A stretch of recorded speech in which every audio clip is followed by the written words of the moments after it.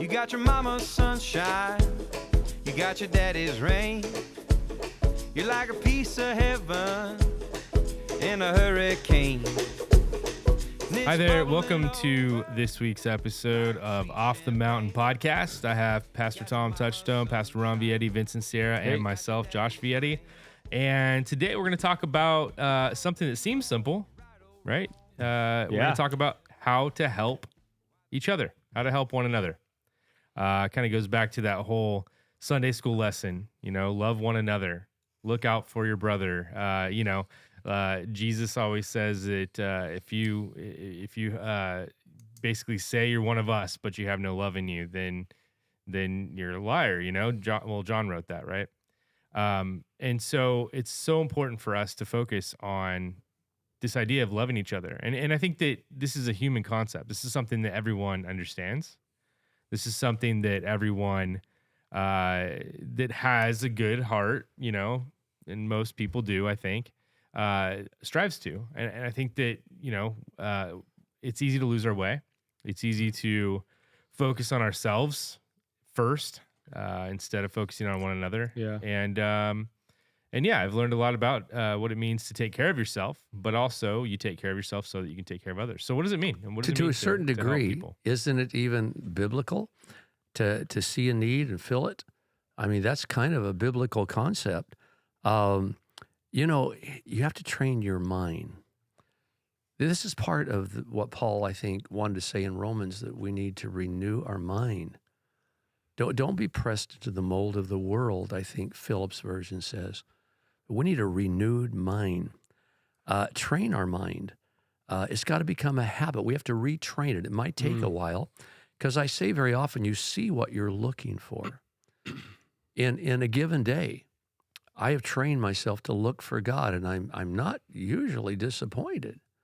But again, if we train our mind to be looking for needs when we go to Walmart, to Target, wherever, if we train our mind and make that a habit without getting lost in our own thoughts, try to take care of your own problems while you're at home doing devotions. Give it all to God. Cast your care on Him because He cares for you.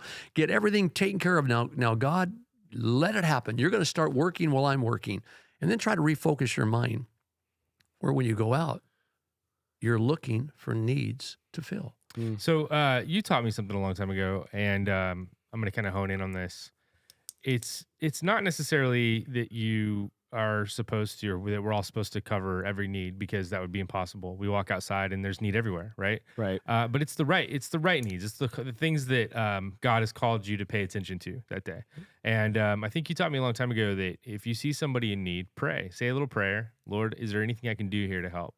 And if there is, then He'll put it on your heart. Wow. But if not, then He won't. Wow. Tom, do we have an illustration of this or not? I was just writing this down illustration. Right now. We were on our way. Yes. Up to the men's retreat. Yes. And we saw a car broken down with its flashers on. Mm-hmm. This is going to illustrate perfectly. In the canyon. Mm-hmm. And they didn't ask for our help, but it would look like they probably need help. And I told Tom, right now, Father God, should we go back? Shouldn't we? Lord, like you said. And we both felt simultaneously that, you know what? No, you have a bigger need waiting for you in the mountain. Pray for someone else to take this need today. Is that crazy? And we prayed that somebody else who had more time would do that. And I think that's biblical. I really do. And I was driving, and so within about 90 seconds, there was 3 trucks with all men in those 3 trucks. Yes. The pastor was studying.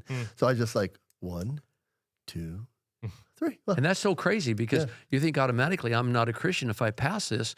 But Tom and I thought, no, someone else who has nothing else going on in their day, it could serve as a distraction for us, because these guys are waiting for us on the hill. And that's a tough one, because And our gifting isn't in that area. No, neither one of us are mechanics. Well, there's the story, right? Totally, I get that. There's the story of the Good Samaritan, right? And the story is basically that these guys didn't stop, and then the Good Samaritan did. Yeah. But the idea there is, I believe that those other guys were supposed to stop. Yeah. And they didn't.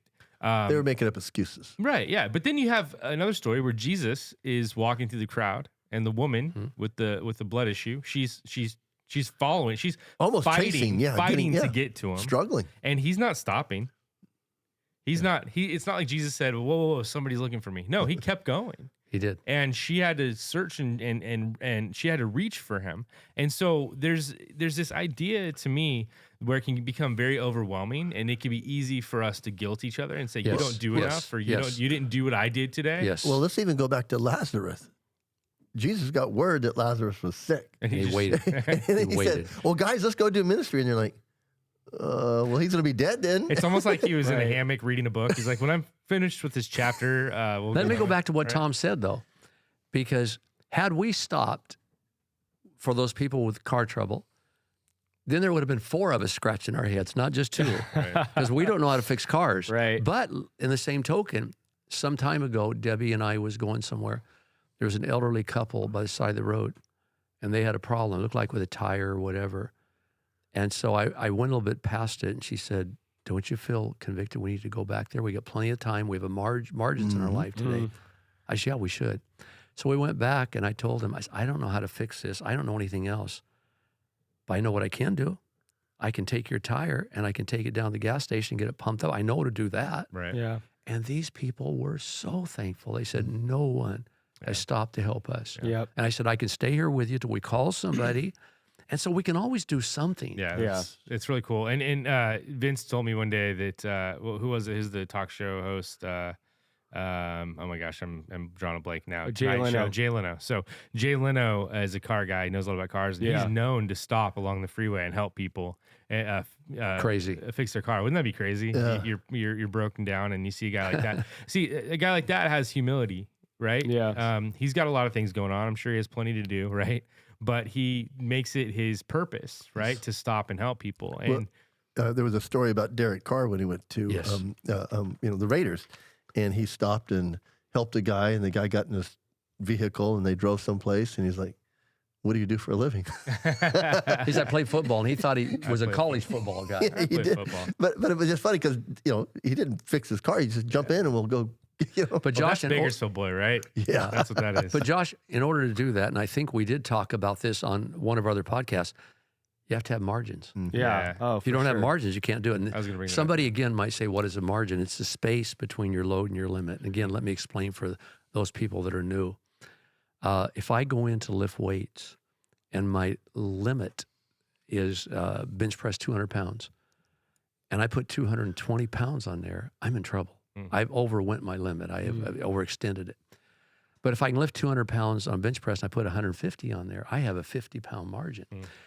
If I have to be at work at 9 o'clock and I live 30 minutes away and I leave at 8:35 or 8:40, I might end up getting fired if I do that too many times. I will be late. But if I leave at 45 minutes early for a 30-minute trip, I have 15-minute margin. That gives me time to stand around the time card place where you punch your time cards, whatever that is. And it gives me time to pray with somebody, whatever. See, too often we're running, really late to places we're going. Very often we live under so much tension and stress. And even if we had time to help somebody in need, we'd be so stressed out, we might stress them out more. I really like the weightlifting analogy 'cause it's so simple and everyone can understand it. If you lift too much weight in the gym, Tom, you know how it is. You'll hurt yourself, right? Yes, You'll injure yourself. Yes. And you'll take yourself out of the game and you won't be able to lift again for a while, right? And it's the same with helping people. If you stack too much on your shoulders, and what happens, Vince, when with young kids, things come up. Right. And if you don't have those margins and you're helping all these other people and something comes up in the family, something's going to drop. I did this video a long time ago, and it was a simple kind of childish video, but we should probably redo it one of these days, where this guy is like picking up blocks, and he keeps picking them up and he keeps picking them up and he keeps picking them up until it's just the stack is just way too high and then drops them all. Right. But the idea is that if you stack too much on top of yourself, you're going to mess it all up. You're going to let everyone down. And so it's so important to have those gaps and have that extra time in the day. I think it is. I was reading a book, and I can't remember what it was, and I hate doing this, but there was a book a long time ago about a CEO, and he was talking about how he got, if he got one or two things productively done per day, he felt it was a successful day. Yeah. And I remember reading that thinking, wow, like I thought that these big producers, these guys that had a lot going on, I thought that they had 15 things on their schedule each day and they nailed them all, right? But that's not the case. But if you got 2 things done. Done well. So right? often we're like that guy that a pastor friend told me about years ago. So he had a janitor that worked really hard. This guy was always sweating and he was just moving all the time. But all he was doing was scooting the pile of dust from this side of the room to that side to this. He wasn't getting anything done. Well, you know, a lot of people don't have a dustpan, and basically they sweep everything to one side, and they don't know what to do. They sweep it to the other side, and they never have a way to pick up the pieces. And that's the thing. Like in life, you have to be able to pick up the pieces at the end of the day. You know, Pastor figure out what you've done. Pastor Ron got to see end of a prayer yesterday when he came to pick me up because my wife and I are praying, and we need somebody to help us with our pool. And so I told Honey, we'll find somebody. And I walked out and I'm waiting for Pastor Ron. Pool guy pulls up across the street to do my neighbor's pool. And I go, So I walked across the street and I go, hey, could you leave a card on my house? And he goes, yeah. Had a little bit of conversation with him and I found out he's a believer. Found out that, he's new in the neighborhood and he's trying to establish a route. And I go, okay. So Ron and I got in the car, I call my wife and go, hey, so we got a pool guy that's going to give you. Tom, not only will your pool be clean, it'll be blessed. Well, but you know what it is though, because I realized that I needed help. Yeah. I asked God to help me, and I was waiting there, and I was like, well, there it is. Were you doing your own pool? My mother-in-law's moving in with us, and we lost our last pool person because she moved to Nashville. That was my sister-in-law. So my mother-in-law said, I will take that up, and she's 75, and I'm like, you can pit around out there, but I don't think you're going to be able to do it. Okay, so my wife was stressed out. She's like, Tom, we got to settle this. And I go, well, we prayed about it, and bam, there he was. You know what? And now Tom reminded me, because we just got out of a 3-day pastors conference, a retreat called Off the Mountain Wilderness Retreat. And we had pastors come from Michigan, Colorado, Texas, and Arizona. And we were able to help these pastors. And for our listening audience, I feel like someone needs to hear this right now. But I remember speaking to one of the pastors, and I think this guy, I don't know where he was from, I think maybe Arizona, but anyway, he was talking and he said, I have this need. And it was a real, I won't mention it on the podcast, but it was a very serious need. And he said, man, if I could just get this healed, nothing could stop me from the ministry. But I live with this thing and it's always there. And I was able to redirect him. I said, you know what? Maybe you're asking for something that's out of God's will. You want somebody to rebuke this thing, get it gone so you don't carry this thing anymore. But I said, this is the very thing that is keeping you at the altar. And God wants you at the altar every day because when you're weak, then he's strong. You know, I was just talking to a guy yesterday in our church who wanted to have lunch and I didn't know what he wanted to talk about. And of course, he sits down and he starts sharing some struggles and I start sharing some of my same struggles. And we ended up getting into a conversation where we brought up James chapter 1, where he says, where James, I'm thinking of that right now, John. I know, where James says, consider joy when you encounter various trials, because those trials, the result of them is they produce endurance, right? They produce strength. They produce a solid foundation, right? It doesn't say all that, but that's the idea. Yeah. And we're talking, and I'm saying, you know what? You've went through some stuff. You've made some mistakes. And all of those are like rocks in a dam. You're building up a structure that is solid. Yes. And he's talking about we were talking about our wives and how we went through stuff with our wives. And when you've gone through things with your spouse, you're building a strong foundation with them. You know, you see these kids they get married and they seem like everything's great and everything might be great for a couple of years, but they haven't gone through the fire yet. But then you see an older couple that's been together. You guys have all been, Dad, how long have you guys been married? 53 years. See, so that's awesome. That's a big foundation, a solid foundation. So little things could happen now, and that's not going to break up your foundation. It's not going to. Let me ask you a question. Right? Let me ask you guys a question. Do you think God wants to take every problem out of your life? Oh, no. I think those problems, those hard times lead to our growth and the things that we need to, understand about ourselves so that we can go through those problems so we can come out better at the end of the day. And I was talking to Josh the other day. I said, I got into a little thing with somebody and I said, Vince 1.0 would have said whatever was on my mind. Vince 2.0 was like, okay, we're good, because I was able to grow from that situation or that hard thing or from the thing that I went through in the past. I'm trying to figure it out. What do you think would happen to us if God, we were super Christians, and God took all the problems out of our life, and man, we were living the prosperous life every day of the week. We would be wouldn't spend much time with Him. judgmental. We wouldn't spend much time with We God. wouldn't spend any time with God. We would Irrelevant. become far away. We would become the people that Jesus is talking about, where He said, "You're far from me." Yeah. Right? Your hearts are far from me. You feel like Or you're your- close, but Isn't that where people want Jesus to be a genie in the bottle? Yeah, they do. They do. You know, I want you to grant all my wishes, and I think it would leave us without anything to help others with. And when, we're he talking doesn't, about help. when he doesn't become the genie in the bottle to some people, then they say Christianity Yeah. doesn't work because that seed that was sowed on the hard path, it says those people didn't understand. They didn't understand what they were getting into. And he you doesn't wouldn't want ha- to take your problems And you away. wouldn't have empathy either. You would never understand what people are going through. If you've never been through something yourself, Right. like I have no, like, you know, the old saying or the old cliche,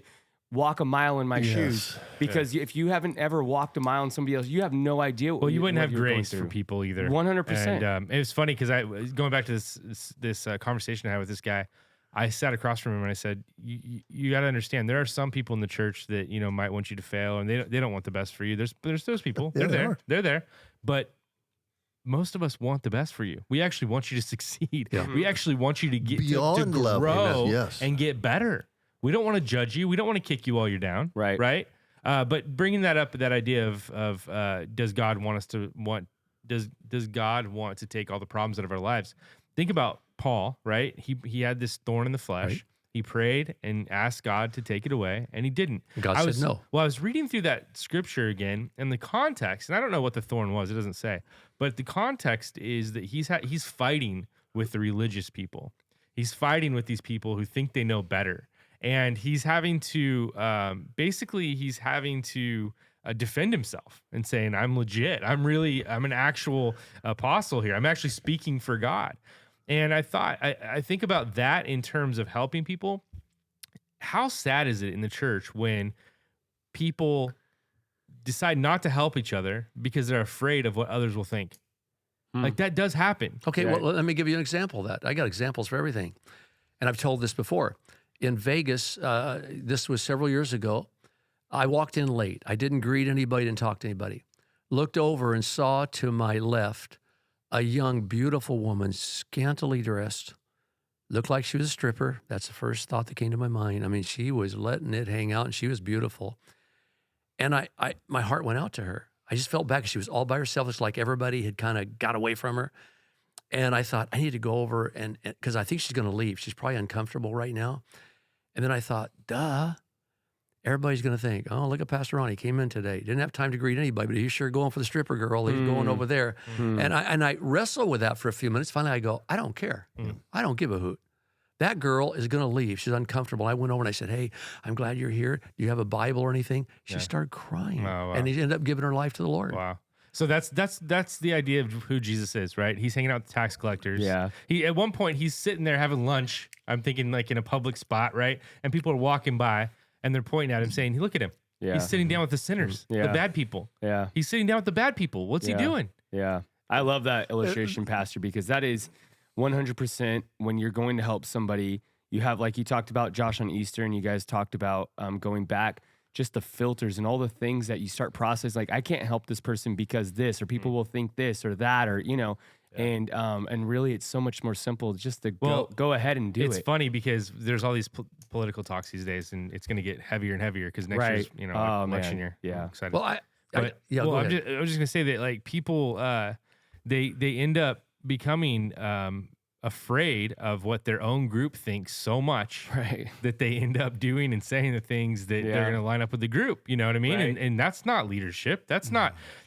godliness. I taught the That's guys not- this weekend, and you won't remember this, you guys won't. It was away for your time, but Tom might. Didn't it seem like in the old days that the batters spit a lot when he was in the batter's box? They'd get up there, and if you threw a strike and they didn't swing, they'd turn around and spit on the ground. They'd say, come on, give me another one. I love it. And they'd spit on the ground. So I taught the guys this week, and go back to the example of the pretty stripper girl in the church. It's like I looked over and spit on the ground and went, whatever. If you don't Yeah. like it, give me your best shot. I'm going over there anyway. So Right. spit it on the ground. You know, That's good. Pastor, as we talk about that, they used to chew big wads of tobacco, and they don't anymore because that's a bad influence. Right. But that's, I think, why they came up with the spitting a lot. But it's usually when they were throwing a ball and it was a strike and they didn't swing and they got really mad at themselves, it's like they would spit on the ground. There was a statement of that going, "Come on, baby, give me another one. Give me one more like that. Come on. It's a statement. So I got another baseball analogy. Something you taught me, Dad, as a kid. You said if you're gonna play, I love playing infield. So if you're gonna play infield, you believe that ball's coming to you every time. Yes. And that was like huge for me because when I thought, I don't think it's gonna come to me, I wasn't ready. Yeah. But when I was like, all right, bring it on, here it comes. That's almost the life we should live when it comes to helping people and when it comes to ministry. Is like, okay, the ball's coming to me, right? I'm gonna take responsibility here. I'm gonna do something about it. And that's how many people just like say, I hope it doesn't come to me. Yeah. Oh, 100%. I was thinking, I'm laughing as you're telling about your baseball analogy because I would have to play infield sometimes. And I'm like, I know that ball's coming to me. Oh, dang it. That ball's coming. Don't come near me. It'll go. I'd be sitting there thinking like, please go to anybody else. But man, I know it's coming to me. And sure enough, boom, it come right to me. And I'm like, oh man. So it's the opposite. Because I think that sometimes knowing that it's coming to you and the responsibility can stun you from actually doing anything because you know that you have a responsibility to take. And to keep this baseball analogy going, if you're to play second base, which I played a lot, it doesn't come to you as often. And so it's easy to get lazy and think, well, the shortstop's the main guy. Yeah. He's going to take most of the things. And in the church, it's the same way. Right. People are like, oh, the main guy's going to take most of it. He'll take them. That's true. So I was talking to this guy yesterday. We had so many good things in this conversation. It was amazing. It was really an anointed conversation. But it reminded me of this time I sat down and listened to these missionaries up in Hume Lake. And these missionaries were talking about the hardcore stuff they did. They went to these islands, these pygmies. They were talking to people that had never heard about Jesus, you know. And this missionary got up and he said something. He said, most people don't do anything because they can't do everything. Amen. And that hit me so hard. And I was thinking to myself, that's it. We want to either be the complete hero or we want to be out of the way. Right. Yeah. Oh, gosh. Pastor Ron, he told an analogy before I came on staff, and I always remember it. It's like after high tide, there was a little girl out there, and she was throwing starfish back into the ocean, and the beach is covered with them, and a cynical old man goes, you think you're making a difference? Honey, you need to stop doing that. She goes, yeah, I'm making a difference for this one. And this one, one at a time. It was just one at a time. But you'll have so many people that will sit in the wings going, yeah, you're not making any difference. Right. But you'll never know the impact that you're having with that. It's true. Let's go back and get practical. Okay. There's a lot of people need help out there, and they won't ask for help. That's what's bad. It's a pride thing. It's I don't want to bother anyone. For example, Josh, you never got to know her, but your grandmother's mother, Grandma Standridge, super cool lady, just soft, wonderful heart. One day, everybody left and they said, Ron, I was probably about 14. Would you watch your grandmother? And so I got in, I was watching sports, baseball and everything, and she ended up falling, a really bad fall. And when we got her back to bed, said, why didn't you tell Ron to help you? Said he was so busy. He was watching baseball. I didn't want to bother him. Didn't want to bother him. And there's so many people out there today that have needs, and we are called by God to help them, but they won't ever let us know about their needs. We're too busy. They're proudful. They don't want to. For example, elderly. There's needs that I can identify with. Now I'm good. I got Vince to call all the time. I got young guys that I don't mind calling and paying them to help me. But for example, you know how many elderly people there are around our community that probably have stuff in their garage that they've been needing to move or use for a long time, but they can't lift it. How many elderly there are out there, Vince, that would love for someone to do a class on how the basics of using a computer, but they don't want to look dumb. They don't want to ask anyone. Right. Some of them don't have anyone. Yep. There are elderly people out there that have a lot of needs. Maybe their weeds need to be mowed, their lawn, and they're embarrassed by it, but they've got a bad back. They can't get outside. I'm telling you, there's needs all around us.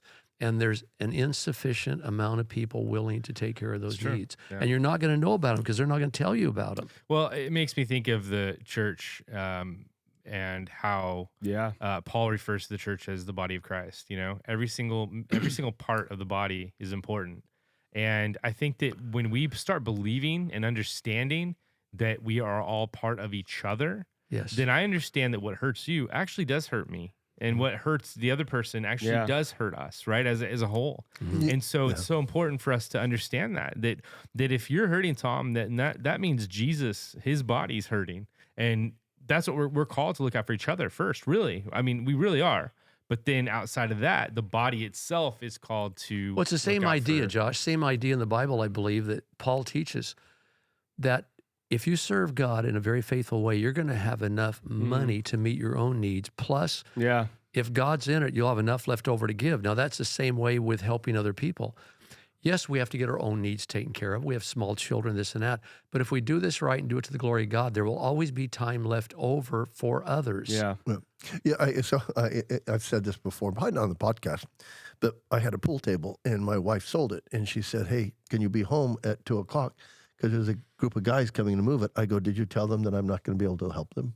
Right. My wife said, of course I did. You know, your back's bothering you. And I'm like, so it's kind of in the vein of there's more in you than you really think you have. And so there's 3 guys showed up, and the pool table I had was made in 1954, and it's all slate and all oak. And I looked at these guys, and I sized them up, and I go, I don't think you guys can move it. Do you have any friends? And they go, well, we can move it, but we're from Salinas. And I'm thinking, I'm in trouble. So the one big guy picked it up and didn't budge it. And so now I knew I was really in trouble. So my wife already got the money for this thing, so I said, I'll help you. And so they're like, oh, no, your wife said that you couldn't. I go, well, there's more in me than I think because I'm going to have to. So we got it in the driveway is when they realized, oh, I don't think we can get it the rest of the way. I go, I'm motivated now. You can't leave it in my driveway because you guys didn't drive off and it's just me. So we were able to get it in. We tied it down. And my wife came home and she said, oh, they left and got it done. I go, yeah, and I had to help. She goes, I'm so sorry. I go, you know, I was really worried about it, but it was okay in the end. There was more in me than I thought there was. So I had just shut myself down and took myself out of the equation. And I was able to help them. I was able to pray for the guys because, you know, as they drove off, they had a long drive to do. And so I gave them my tie downs. But there was more in me. So if you're out there thinking, well, I can't do this, you got something to give. Can. Well, it's funny. This is a little off subject, kind of the same. My dad and I would leave, go do something, and we'd come back, and my mom had moved large pieces of furniture from downstairs to upstairs. From the top of the second floor to the the bottom floor. And she weighs 98 pounds. Yeah, and so one day, did you ever find out how she did it? Because I asked her one day. I have found out something. She puts rugs underneath. Okay. And she scoots it inch by inch. She told me something a little different. Okay. She didn't want you to know. Okay. She told me. Don't tell me she had a boyfriend that came over. No, she said she would push it and it would bump into the wall and it would just kind of thrash the wall on the way down. Then she would go back and patch the wall up. And she would fix it. She would fix the piece of furniture or whatever it was. She is an amazing carpenter. You know what? It's so interesting. You ratted your mom out. I'm sorry, Mom. I think it's all ingenious. She's tough as can be. Yeah. And I wrote you a note this week. And my wife says, me and Josh were laughing at your note that you wrote, Josh. I said, well, I was watching UFC while I was writing it.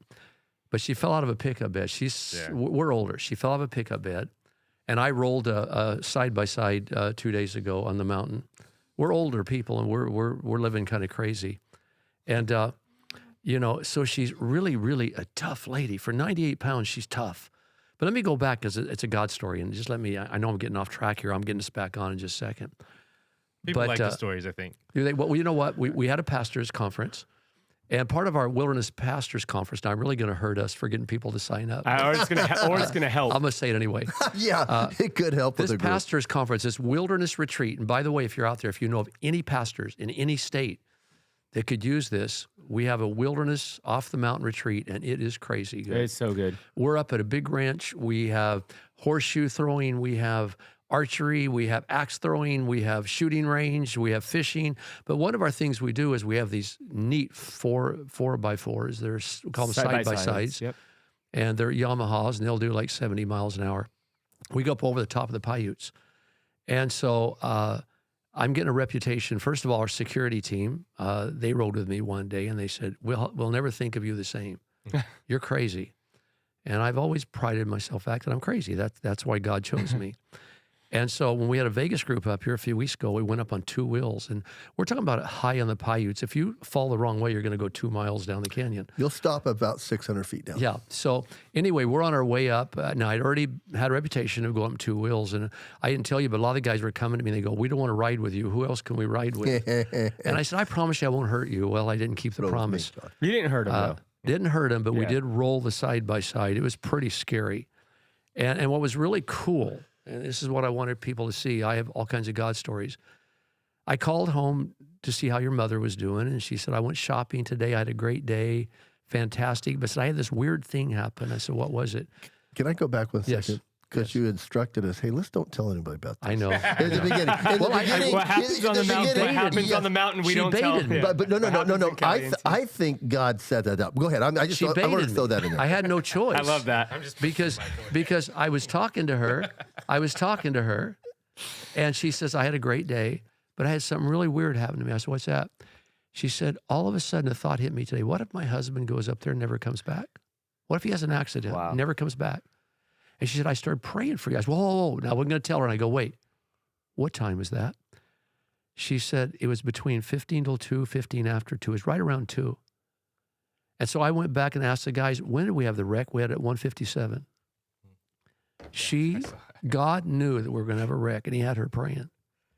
Now, that's a God story. There's no two ways about it. When I came home, she said, I'm still blown away that I had this burden for you at 2 o'clock, and you wrecked at 1:57. Wow. And it could have been worse.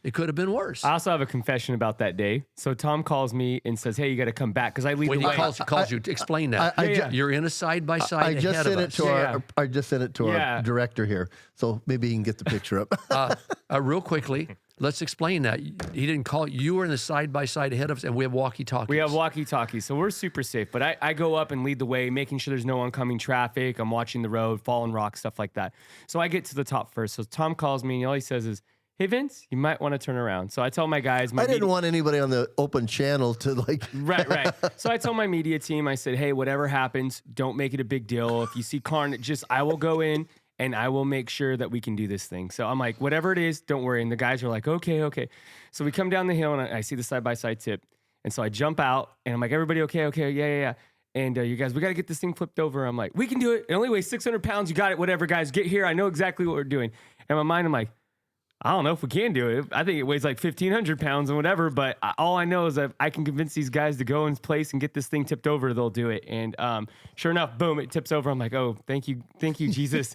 But I say all that because sometimes, like you said, you underestimate what you can actually do. Yeah. And in a moment like that, when you have to get something done, you can get it done. And, I could also say that could be a miracle because I saw on video, I have the privilege of having the video. We had a GoPro in there. We have a video. I saw their first attempt to push it over, and later on, I didn't see it in hand. And when they went to go tip it over, they, like you said, they barely budge it. And I was like, oh no! But when I said, oh, it's easy, guys, we got this, and we're like, we're gonna get it done, 1, 2, and we push it over. I was like, okay. Well, I think God saved me because I'd have been on the wrong side of that. You know, I'd have been on the squish side. Oh yeah, I said the first time. Yeah, I said, don't stand on that side, Tom.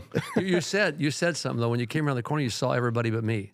I didn't see. Because I was still trapped in there. My seatbelt wouldn't work, and I had to fall. I knew when I loosened, I was going to fall. Well, after I'd called Vince, I looked around and I counted the people that was in it, and I go, where's Pastor? And they go, he's still in it. So he's dangling about 5 feet off the ground. Yeah. And then all of a sudden, it's like.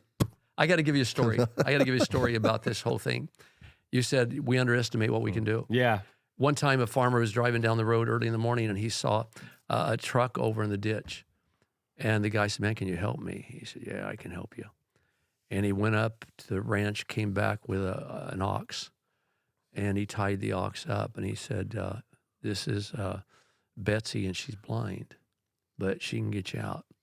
So he hooked her up to the Jeep or to the car that was in the ditch. And then he started saying, okay, Betsy, come on, Betsy. Come on, Nellie. Nellie, come on, Nellie. Daisy, come on, Daisy. Come on, Daisy. Come on, Brute. I said, why are you calling her all those names? I said, no, she's blind. She thinks there's a whole bunch of people helping her, and so that helps her get the ditch out of the ditch.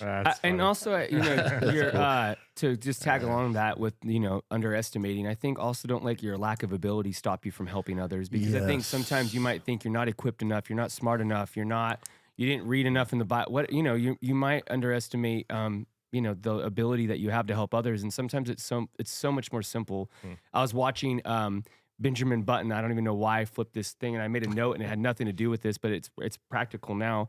In that movie, Benjamin Button's learning to play piano, and the lady that's teaching him to play piano, she said, "It's not about how good you play, but it's how you feel when you play." And I think that in those moments where we feel like, I'm not a master of this, I'm not great at this. It's just sometimes stopping. You kind of talked about this last week when you talked about love. It's just sometimes stopping and just saying, "Hey, I might not have the ability to help. I'm not good at this, but I'm here for you. I'm present. And if there's anything I can do, I'm willing to." Some people didn't have skill or didn't have a talent to help us. You just needed one more body pushing that thing over. 100%. Just one more. So anybody could do 100%. that. There's oh gosh, I don't know if he's a psychologist. I think he is, but his name is Mihai Csikszentmihalyi. Man, don't ask me how to spell that. But he came up with this idea called flow, right? Where it's the idea is if you're doing something like let's say that you're riding a bike or you're hiking or you're hunting or something or whatever you're doing, reading. It could be studying, Dad. It could be that.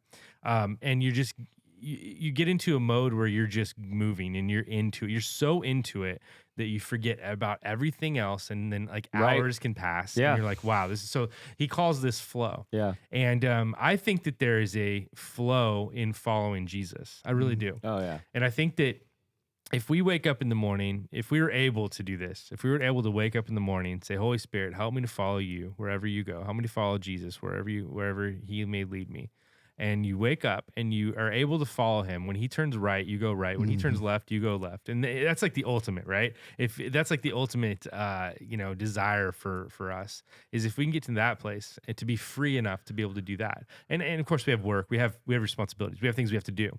But even in that, even in our work, even in the things that we do, how often have you had to do something and you saw God show up in that moment, right? And so it's a mentality. It's a I'm going to follow Jesus mentality. Yeah. And that's difficult, and that mindset is difficult. But if you can get into that mindset, I think that's when you're going to be best positioned to help somebody You else. have to train yourself, make it a habit. But I'm the one who always keeps this thing going. And I want to say to our viewers, the people who are actually watching this and not just listening to the audible, I know I'm moving a lot. I'm scratching here. I'm looking at my phone. I'm not ignoring these guys. I'm listening, but I'm always looking something up or whatever. But let's keep this thing going. I want to keep the flow going. Let's talk about ways to help others. Donate money to causes. Meals. This is a big one for me. Yeah. When you know anybody has surgery or they're laid up or maybe they're elderly, just bringing them a meal speaks truckloads. Elderly, I've already said, they want to know how to use a computer. They need heavy things lifted. Maybe to help young people. Again, we've got to start classes somewhere on teaching them how to do resumes, teaching them how to do their taxes, teaching them how to do job interviews. See, what we're not seeing, and it's really spelled out in the Bible, is that the whole key is to give to others, help others get right. And when you do, it's called the sow and reap law. That will come back to you. Some people today, they don't realize that whatever you need more of, you might need to start giving that very thing to other people so you'll get more of it. There is a spiritual law connected to this. But we need to sit down and look at our life again. Look at our schedule. What if this would be, oh my gosh, it would transform this city to a large degree. If all of us said, you know what, I'm setting aside one night a week because this is important in my value system. Thursday after I get off work, that is my serving night.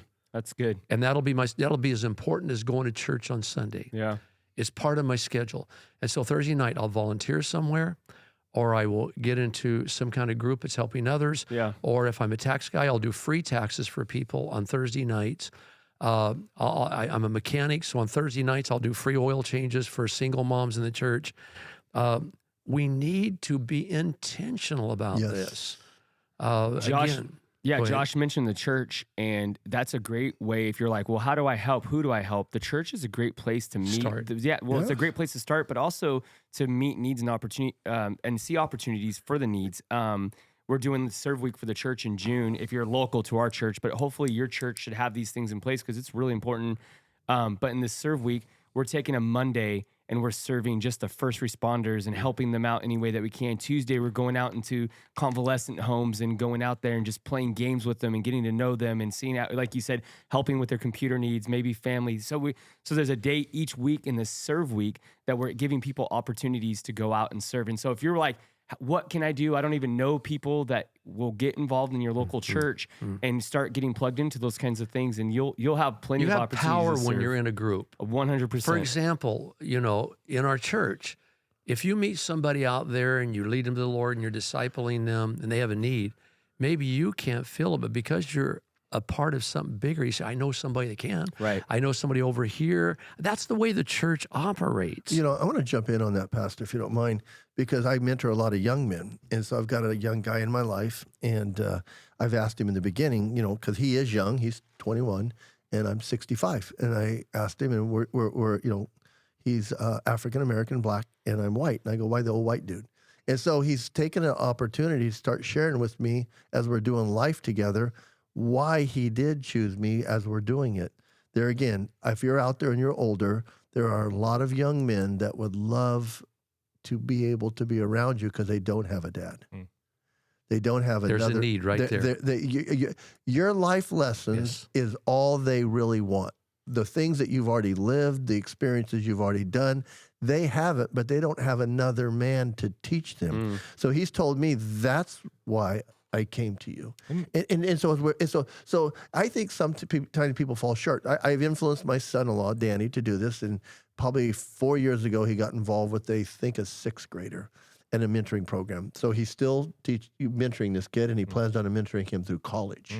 Because he says, hey, why stop at one point? I don't need somebody else. I'm just going to be faithful to the person that God put in front of me, and they don't even live in the same state. What's funny about that, Tom, is the people that I've poured into early in life have also poured into me, probably even more, honestly, throughout life. They become my friends, my close friends. What about Dave Meek? For 2 or 3 years, our purpose was to latch on this 18-year-old boy who had nobody. I mean, he was in the hospital. He tried to take his life. And he had nobody. I mean, everybody deserted him in life. Yeah. And we moved in when everybody else moved out. And what you said is, now he's ministering back to us. In fact, he saw the picture of the side-by-side rolled over, and he said, I am so doggone proud of you. Every 72-year-old ought to be doing that, And for example, we were up hunting one day. It was me, you, Vince, and Dave. Wasn't it Vince? No, I think it was. Hunting? No, I didn't go on that trip. It was Daryl? Oh, no. It might have been that. Are we in Tehachapi? I don't know. Yeah. Anyway, Okay, long story short, here's this young man I poured into. I took him hunting for the very first time. I mean, he hadn't done anything in life. He got so enthused when I shot a deer. And he got into it so much that now he's such a hunter, he's teaching me. So awesome. And I remember we hiked way down looking for pigs that day. And I had hurt my hip and couldn't hardly get out. And you guys went on up ahead, and he carried my backpack, carried my gun, and helped me all the way out of that canyon. So the very young man that I poured my life into when he was 18, 19, 20 is now an older guy who knows a lot more than me about a lot of things, and he's given back to me now. Maybe this is a good transition. I've been trying to get this in. I want to ask you guys about energy. How do you, how do you get the energy to do all this? How do you, is that something that you worry about, or is that something you don't worry about? Do you Josh, just push through? I think it's seasons. Because there's certain times in my life where I didn't have the energy when my girls were at home because I was expending it there. So I think, like Vince said, sometimes that ministry is right in front of you, but then other times it may not be. I mean, there's some easy ways. I would still even tell people that certain things don't take a lot of energy, Josh. And one of them is working with incarcerated people. We have a ministry that writes prisoners' letters. And all you have to do is be able to sit down at a table and write a letter. Right, yeah. And so you look hopefully for opportunities to do that, but that is a huge deal. And Jesus says, those guys too. well, Jesus says, don't forget the prisoners. But it's also not hard to even have a relationship with them. I had one who was in for murder, and we've had a relationship since he was 15. Right. He's out now, and our relationship has kind of fallen away. Yeah. But I was able to be there for him, take his phone calls. Didn't take a lot of energy from my time. Right. So I think, if you're talking about being a coach in soccer, that might be a whole different thing. Yeah. And I would say at those points, Pastor Ron did it, is when you were playing, he was coaching, but he was also ministering to other kids. There's physical energy. There's also psychological. There's spiritual energy. I'm going to answer this totally different. You asked the question. Yeah. I'm spiritually minded, and I believe the Holy Spirit gives you all the energy you need to do what He's telling you to do. When people tell me I'm burning out, then I say, you're doing things God has not called you to do. The anointing makes things easy. So and the so here's this extracurricular stuff that God well, did. I do- that's the stuff that'll burn you out. I do agree with that too, because even going back to this last weekend, I was telling Tom, we did this retreat at the ranch, and you're talking about we're waking up at 5 a.m., we're driving, it's a drive to get there, and we're not getting home till 11. So these 14-hour days, these long days. But was it hard? Yes, but I knew God had me there, and I was anointed to do it, and He gave me the energy to do that. Yes. Get home, make sure I got some stuff done at home. Even at that night, I'm up till I'm getting 3 hours of sleep and getting back. But I was like, yes, I was tired, but I do believe God gave me that energy to be there for those guys, be alert for those guys. And so, I think it's a spiritual thing. But if you're pouring into stuff that you're not supposed to be pouring into, then that's going to be a suck on your life, and you shouldn't be doing it. I'm going to draw you into a conversation that Pastor and I had, because I agree and disagree. Because I think sometimes you get enough energy, but Pastor and I realized we both did something. Now, we're older than you guys, and we might be older than some of you guys. But we didn't work out on the days that we were up in the mountain because we realized we wouldn't have the energy. Yeah. We both realized we're avid workout course. people, and we usually work out in the morning. But God had told me, don't work out in the morning because you're not going to have enough energy to do it in the afternoon. So, and then Pastor Ron, you said the same thing. I said the same thing, but But that ranch was enough of a workout. my that day. idea, though, was a little different than yours.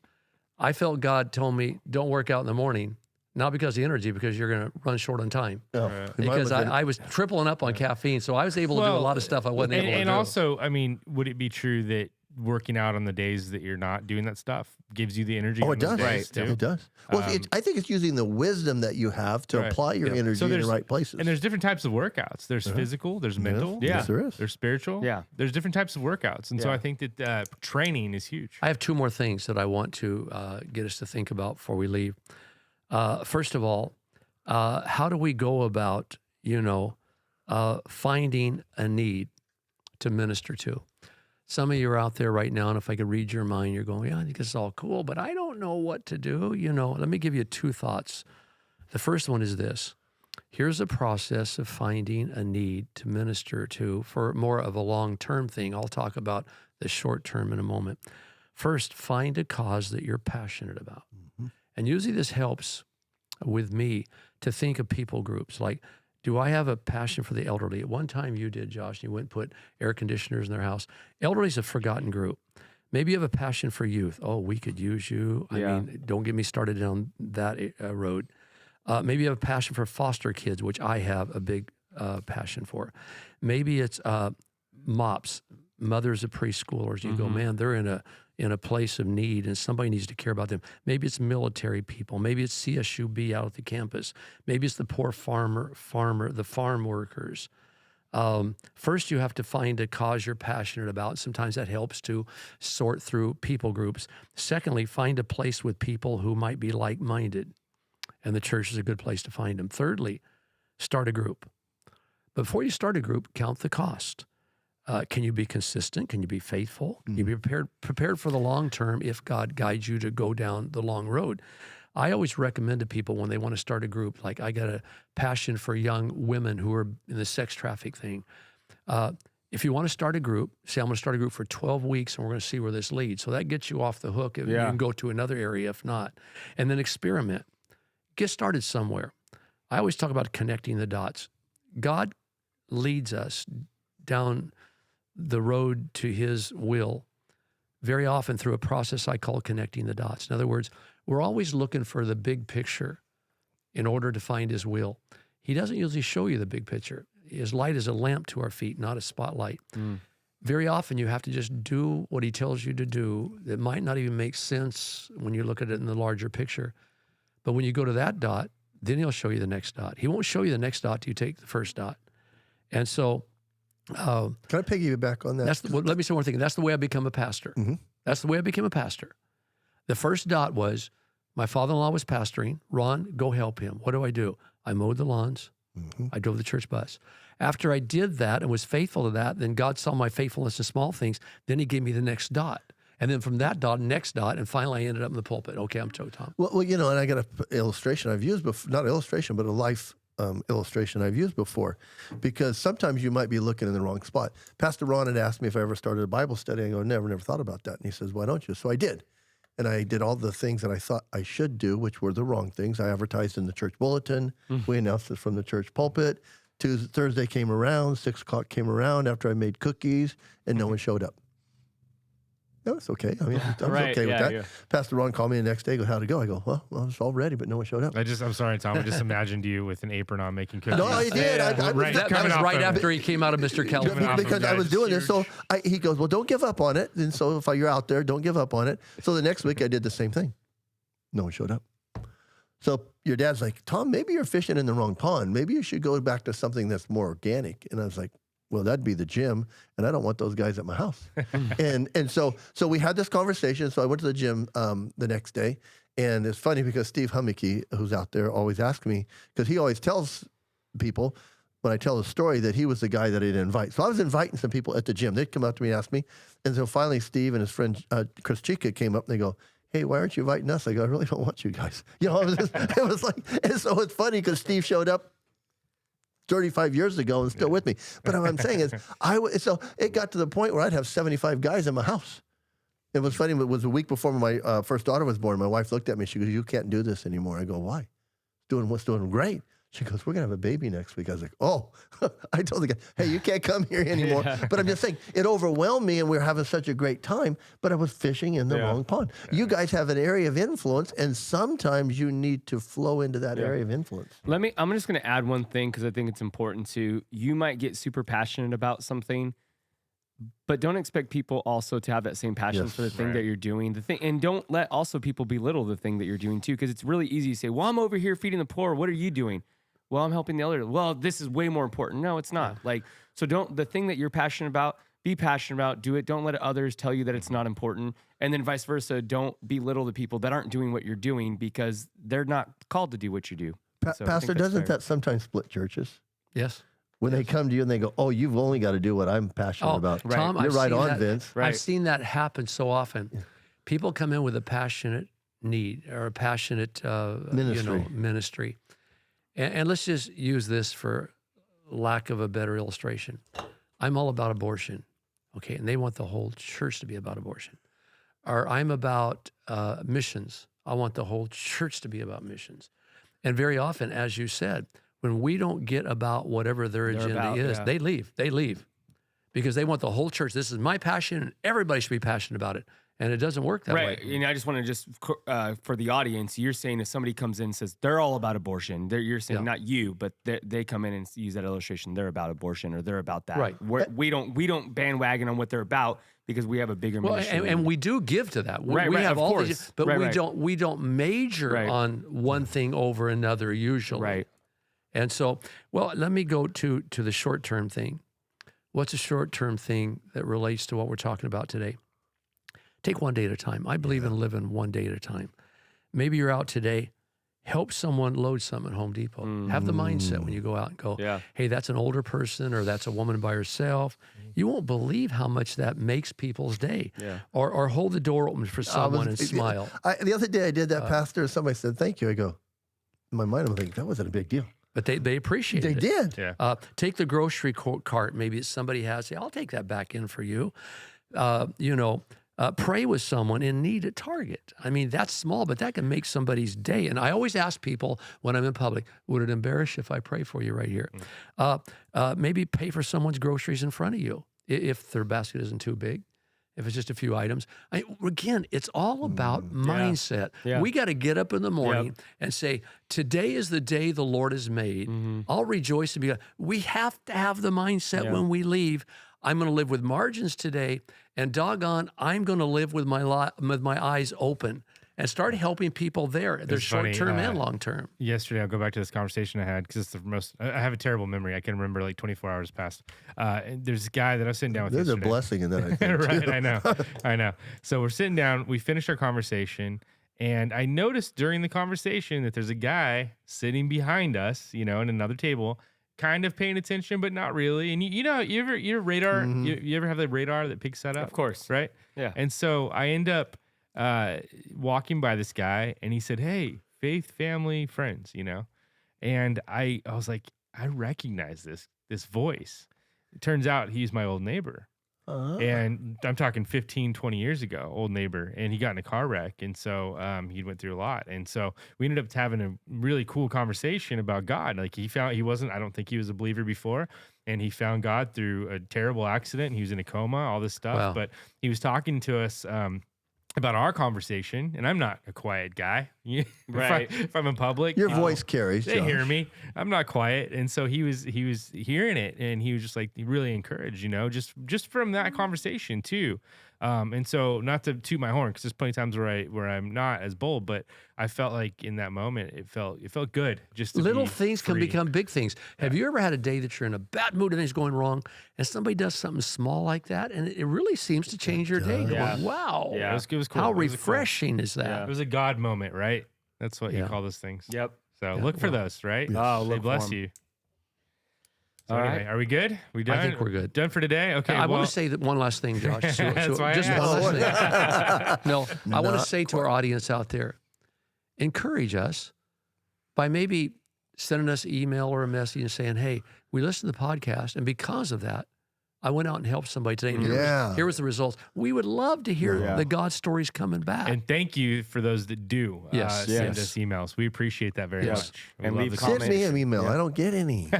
Read the comments on YouTube, Tom. Pastor Yeah. Tom. That's all you got to do. Pastor Tom at vbf.org. they're sending them to me. Yeah. Yeah. So Cool. Well, All you right. know you guys are sending them. I'm just kidding. Don't worry about me.